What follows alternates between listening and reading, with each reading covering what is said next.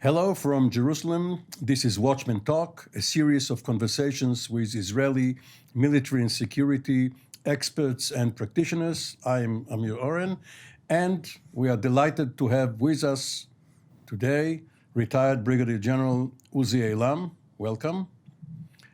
You know, Uzi, before I present your impressive curriculum vitae, we have been blessed recently with several Uzis here. We had Uzi Arad, we had Uzi Rubin, now you, there are other Uzis. Why was this name so popular in the 1930s and 40s in pre-Israel Palestine? I'm not sure, but I know that my parents, when they decided to call me Uzi, and my father name in Hebrew was Baruch, and his nickname was Buzi, they were afraid that people will call me Uzi the son of Buzi. But they decided that Uzi is an impressive name. Yes, it means strength, or my strength, or coming from Uziel, a biblical name. But Uzi Eilam, a Renaissance man, a soldier, a commander, an engineer, a developer, a trumpet player, and an accomplished author. 7 books under your belt, some of them, most of them prose, some of them fiction, but centering on security issues. This is one of the books, and the latest one, to be issued soon in English, in addition to Hebrew, has to do with our conversation for the first part of the first talk, and that is about the unit which changed completely the fighting spirit of the Israel Defense Forces in the 1950s. And in the second part of our conversation, we will deal with your period as the head of R&D for the IDF, your directorship of the Israeli Atomic Energy Commission, and other exploits, and your lessons regarding Israeli power through the ages. Uzi, you were born on a kibbutz, Tel Yosef, in the Jezreel Valley in the mid-1930s. What was it like growing up among the Arabs and under the British? It was a very unique situation where we lived by the Palestinians close. But when I was a young boy, I was aware of the enmity, and even one very, very unique development was that one day I came to my parents' apartment, and in the room were signs of shots that were shots from outside, and I knew that this is something that we have to live with. And I knew even then that I have some part, should have some part in it. This particular part of Israel, this particular valley where biblical Gideon started some of his exploits with 300 fighters who were vetted for courage, for initiative. How come this particular part became one of the mother lodes for fighters and leaders in Israel? I have to come back to my parents, my father, bar mitzvah. Everybody is celebrating the bar mitzvah in a synagogue. My bar mitzvah was that my father took me with him and gave me a revolver, and I was trying and succeeding in shooting. This was my bar mitzvah. And this was a year before the State of Israel was established. Exactly, exactly. So this is something, and I know already that in our home, there was a rifle. So this is tantamount to what pioneers, for instance, in the American West, experienced when they went west. They encountered Native Americans, and there was a spirit of Wild West, of settling, of pioneering. Yeah, but then I think that one issue is related to Gideon and his 300 people. One day, I was already playing the trumpet, and I was 9 years old, I think, and I was approached by somebody from the Palmach. And the shock troops of the Haganah in the 1940s. Yep, and I was supposed to use the trumpet to raising the flag in a ceremony that was enlisting the Palmach. So even as a young boy, you can see how close and how important is this combination. Your very kibbutz, Tel Yosef, was named after Yosef Trumpeldor, who was probably the first hero of the so-called settlement, pre-State of Israel congregation of Jews, which in 1948 numbered not more than 650,000. So there was a tradition there, a legacy. Yep. Now, in the early 1950s, there was a period of an anti-climax, one may say, spirit in Israel, following the 1948 war and 49 armistice agreements. Not too many people, and certainly not the best and the brightest, made the military their career. And you happened to take part in the revolution, which came from within, led by a certain Ariel Sharon. How did that come about? It's a long story. Let's make it short. Yeah. And the beginning, before entering into the very, very important, very elaborate development of the paratroopers, I think that we should highlight the contribution of a very small, very short-lived unit called 101. Just as an asterisk, Detachment 101 was the unit led by Major General Ord Wingate in Burma. And Wingate earlier was the father of Israeli elite units when he was stationed by the British Army in Palestine. So probably in honor of Detachment 101, then Major Sharon set up his Unit 101. True.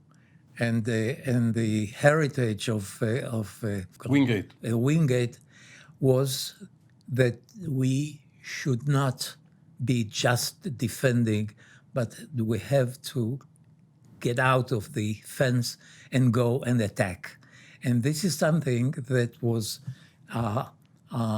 helping later on, as you mentioned, the paratroopers headed by a first major and then lieutenant colonel and then General Arik Sharon. By the way, the very word fence marks the difference between defense and offense.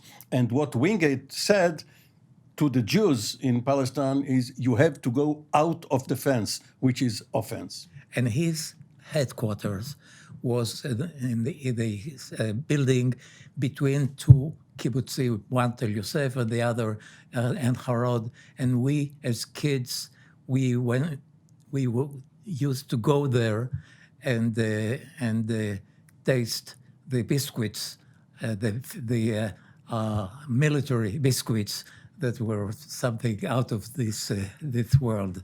So Sharon set up this unit, which after a few months gobbled, one may say, the single paratroop battalion 890, and he became the leader of both 101 and 890, and you were there. We benefited from what was going on in the 5.5 months of living of this 101 unit.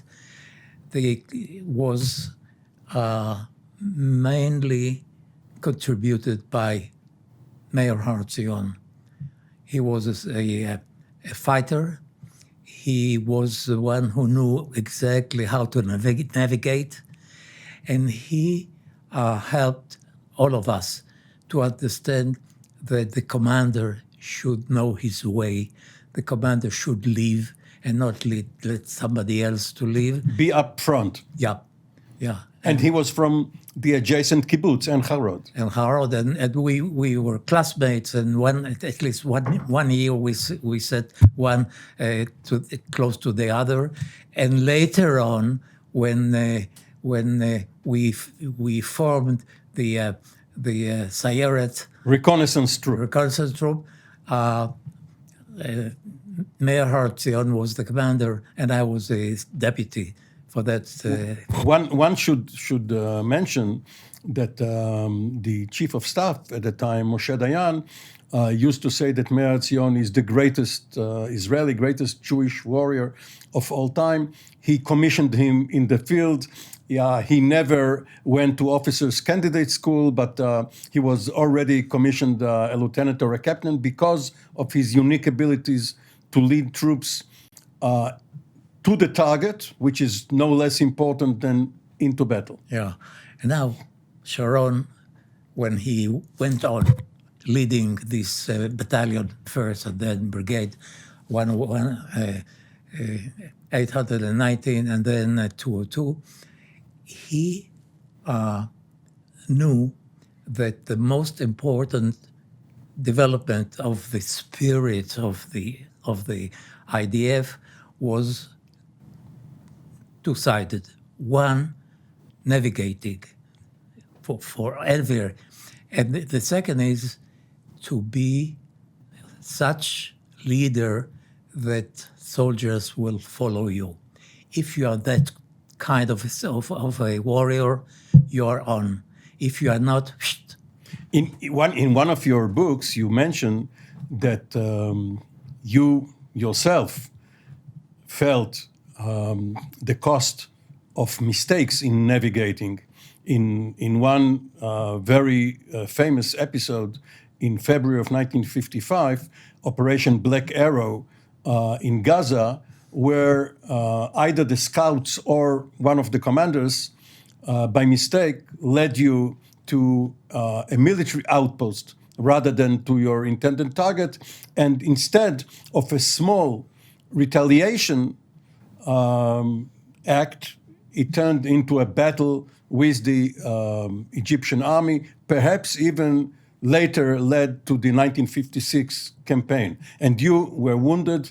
This is one battle where you were later given a medal for valor there.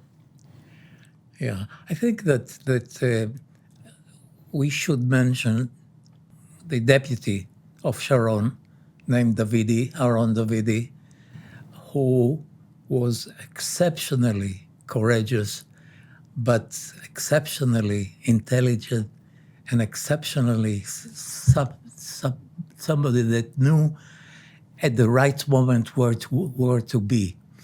And when our company commander, Sadi Al-Kayam Supapo, mistook one military base to the other, and we were there, and I was already wounded there in the first firefight. Then Davidi called Supapo, this is not the right place. And Supapo took upon himself, of course, he realized that he erred, and he went directly to the right camp, and I after him with my Platoon. platoon. We were suffering a hell of a fire from the Egyptians. Supapos was crying out and felt that I ran to him and saw that he's not with us. And my people also, we were wounded. And then out of the blue, Davidi, the deputy battalion commander, came and he asked me, Uzi, what's going on here? And I said, the Supapo has died, and other of my soldiers.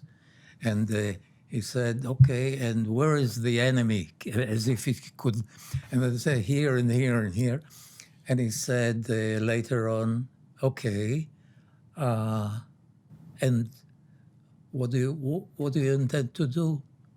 As if we are sitting in his In his office in a planning session. I said, well, I'll take my soldiers who are not killed or wounded and do the job. And this is what I did. I had only three soldiers that went with me. And instead of a full company, I could rely only on these three soldiers. One of them were hit and died near me, and I remained with two soldiers. And this is what did the whole success of the operation. And I think that they did not know that I'm wounded already, but only when we got back and I go to the doctor, I said, look, I have something here, and said, straight to hospital. And this is why I think Sharon and his deputy, Davidi, decided to recommend me for this valor. What motivated you in this particular moment, which was the difference between victory and defeat? Was it Zionism, your bodies? Didn't want to be ashamed coming back that you didn't fulfill the mission? What was it? A combination of all of those? Combination. I think that what is important to note is that Arik Sharon was exactly using this axiom. How come? And he said that you take care of what your friends are looking up to you. And I think that I did not feel anything but the importance of the mission, and that I had to do that. And I couldn't say that only this is my job. And I think that I'm not sure I was too concerned about what my soldiers will think of me. Later on, I knew that they were admiring my courage, but okay. But this is something that the importance of the mission itself is what is driving you. It is well known, perhaps the Germans started it in their airborne corps, that even a non-commissioned officer in such elite units, such as the paratroops, can be an officer in other regular units, and vice versa. When you came back from officers' school, you were only given a squad in the paratroops. Exactly. So what was the reason behind it?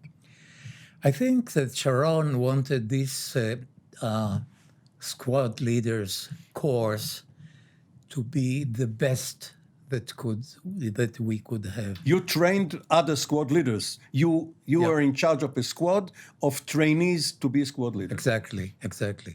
And Saadi Al-Kayab, the late Supapo, he was the leader and the commander of the company. But the squad leaders were officers, but then you know that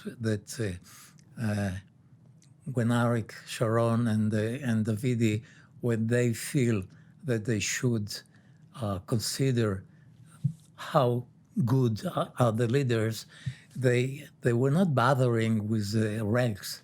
They were looking for somebody that people, soldiers, will follow. And so it so happened that directly from being a squad leader, I was deputy to company leaders, and very soon company leader. Now, we have to race from the 50s to the 60s, but just one last remark regarding this period of the paratroops. You were originally in Unit 101 only a few dozen people, perhaps not more than 40 at most, and then only a few hundred. 50. 50. And you are very precious assets. You took the entire burden of the Israeli Defense Forces and of the country on your shoulders, but there were many casualties. There was a contradiction between your importance and the way that your chain of command regarded casualties, if not with indifference, then at least with the knowledge that this is how it's going to be. One thing that was very precious to us was not to leave anybody back after doing Casualties, wounded, wounded, bring back home everybody. But then the number of casualties was there, and Sharon and Diane felt that perhaps casualties were too high. And I think that one very, very important development was the operation of Kalkilia that we... Only 3 weeks before the Sinai campaign. And I was wounded before, and I was with a cast, but I ran out of the hospital and joined the forces. And Sharon told me, "Well, you cannot use the Uzi gun. Go to the small airplane that be with us." As a spotter. And then when the operation was finished, Diane was asking the media leaders to come over and to listen to Sharon, listen to the artillery commander, and listen to him, to Diane. You had 18 people killed that night. It was a shock for the Israeli population. Yep. Now, we have to go to 1967, where you were a battalion commander and actually not only took part in a battle not far from where we are sitting now, but you were first to get to the area of the Wailing Wall and use your expertise as a trumpet player in addition to your fighting skill. What happened there? Yes, luckily, I was a battalion commander, Paratroops. In addition to your day job in charge of research and development. R&D. And but then, when everybody was in, I took my battalion, and first we were supposed to jump south of El Arish, but then the third day was going on nicely, and you were disappointed that you missed on a combat jump. Exactly, and we did not believe that King Hussein will dare to attack us, but he did. He did. He was tempted by Nasser. So we are in Jerusalem. Luckily for me, I was knowledgeable of Jerusalem much more than the average of our brigade. Of reservists. Yes. It's a long story, but I'll skip it. But I'll say that when I was asked by the brigade commander Motagur. Motagur, to present to him how I'm going to enter into the old city, to Sheikh Jarrah, I told him exactly what I knew from my previous development, knowing Jerusalem very, very good. But the old city was a myth. The old city was something that nobody believed that we were able to come back to it. And just one day before, when we finished the first day of the war in Jerusalem, and we were waiting for Gur to give us the follow-on mission, Chief Military Rabbi was there with us. Now, not Motagur, neither Chief Rabbi mentioned the old city, and the only one who felt that he should say something was one of my company commanders, Yoram Zamush. And he, when I went to see Motagur, Yoram told me, look, if there will be a decision to get into the old city, I want to be the first. So, General Eilam, here we are in the middle of the 6-day war. Some suspense. We'll pick it up from here in the second part of our conversation very soon. Thank you. Thank you. I'm with you.